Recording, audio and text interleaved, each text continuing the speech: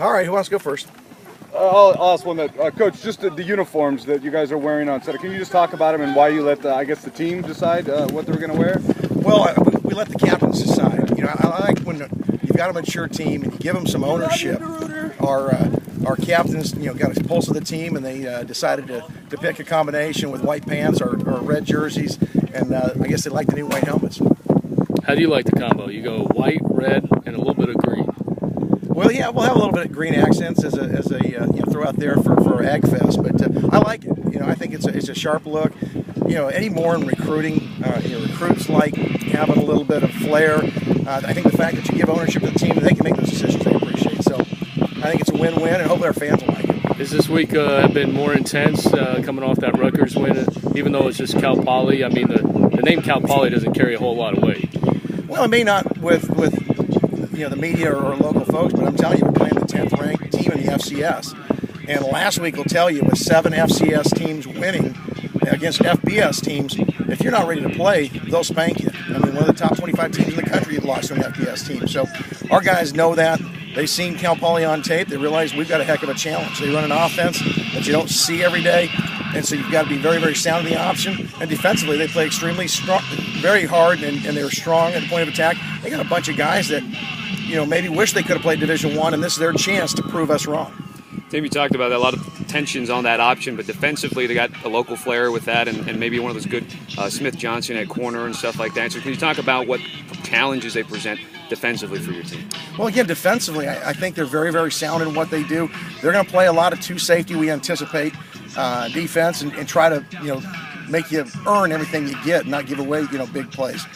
We've got to be patient. Our coaches do a good job of evaluating what a defense does. When you play spread offense, you take what the defense gives you. So we'll be up tempo, and we have to be cognizant of how they're trying to defend us and attack where they're not strong.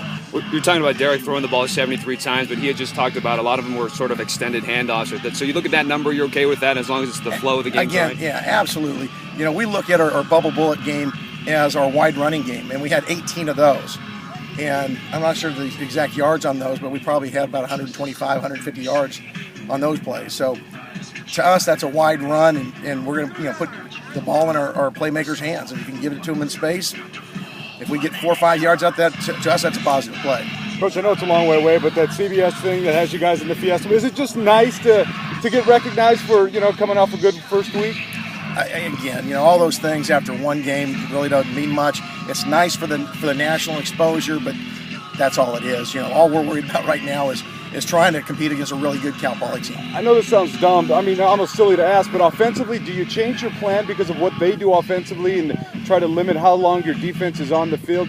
Or is it just try to score as fast as you can? Well, I think anytime we can get up on a team, it puts a little bit of pressure on them, and our big onus every week is we want to start fast. We did it last week on offense. We'd like to do it this week. If we can get up on a team like Cal Poly, maybe they don't go to their run game as much, and you make them throw the ball to get back in it. Having said that, it's a lot easier said than done. We'll have to see Saturday whether we can start fast and get up on it. Fantasy draft for me today. Who would you pick if you had the number one pick? Any position. Fantasy draft for what? Yeah, for the NFL? Yeah. I don't know. I don't watch enough of those guys. Come on. I really don't. On Sundays, we're all tied up, so I don't know that game. I'm sorry. I'm not trying to be coy. If I lose, I'm blaming it on you. Okay, you can throw it on me. Everything else gets blamed on me if anybody loses, so that's the way it goes. I'll take the heat.